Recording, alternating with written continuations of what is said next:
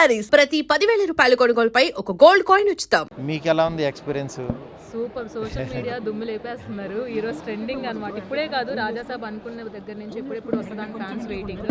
So ఇప్పుడు మీ నుంచి వచ్చిన మీకు వచ్చిన బెస్ట్ కాంప్లిమెంట్ ఏంటి?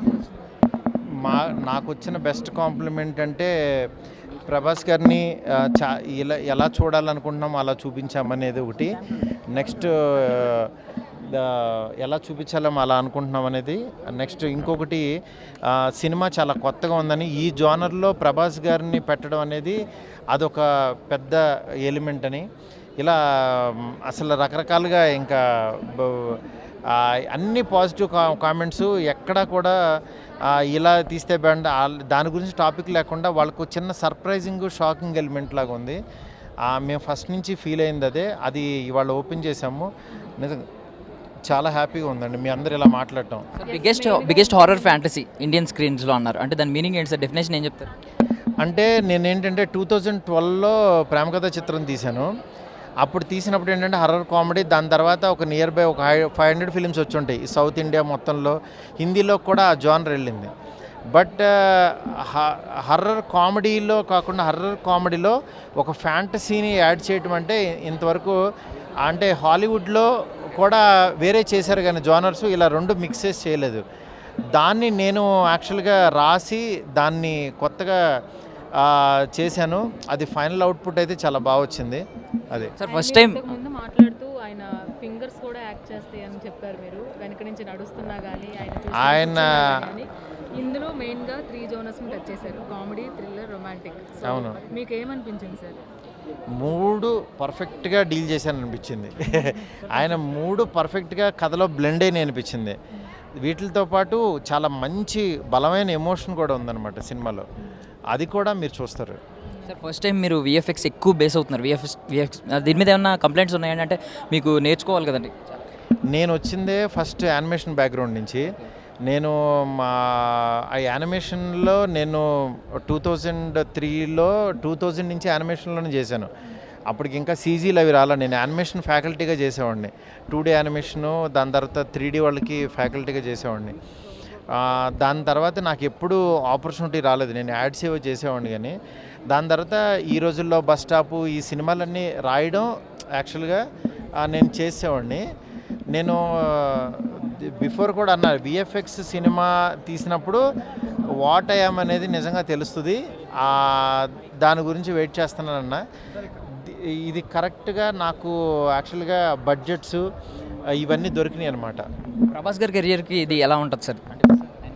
చాలా కొత్తగా ఉంటుందండి. ఎందుకంటే ఆయన ఈ జోనర్లో ఇలా చేయడం అనేది గ్రేట్ కాబట్టి ఫస్ట్ పెరిగింది కాబట్టి డెఫినెట్గా సినిమా కోసం వెయిట్ చేయండి. సినిమా వచ్చినప్పుడు చూడండి. ఇలాగే మమ్మల్ని ఎంకరేజ్ చేయండి. మోర్ పాజిటివ్ ఇవి మీరు ఇంకా చూడబోతుంటారు. హై సార్, ఎలా ఉన్నారు? I'm good. సో ఫస్ట్నే దాని గురించి మాట్లాడుతున్నాను. జాతిని తగలబెట్టబోతున్నామని షర్ట్ మీద ఇండికేషన్ వేశారు. దాని meaning that is a fans function. I want to make them happy and I want to make them how confident we are, and because I always interact with fans of every hero when I make a film, when I am part of a film. So I asked director Marthi garu, shall I? He said it's okay. So I really like that. Sir మేము ఇలాంటి పదాలు వినాలనుకుంటున్నాం. Rooted పదాలు, జాతిని తగలబెట్టబోతున్నాం అలాంటి పదాలు. మీరు ఇంగ్లీష్లో చాలా పాజిటివ్గా మాట్లాడుతున్నారు. First So being it's a pan-India film, I have to talk every language, especially English.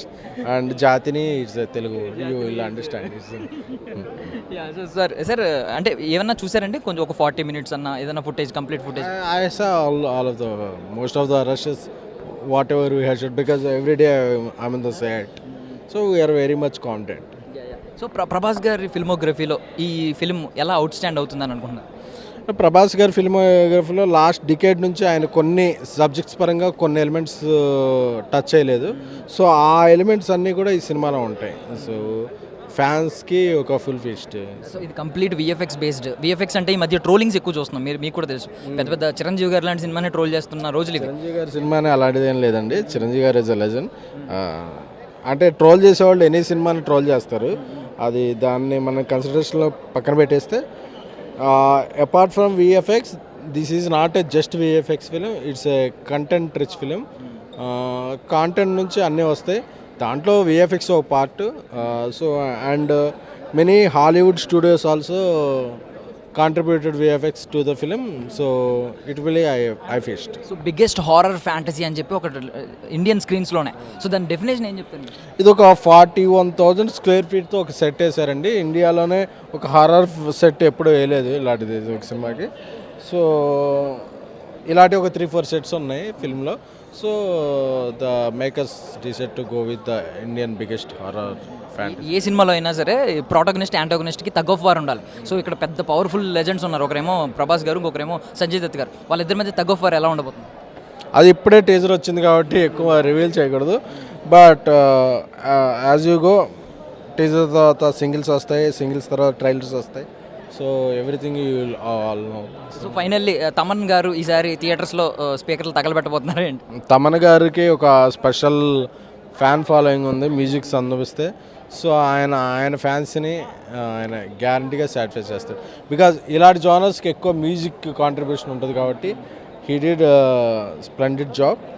టీజర్లోనే కొంచెం చూసాం, మన సినిమాలో ఫుల్ ఫ్లెడ్జ్గా చూస్తాం. Thank you so much sir.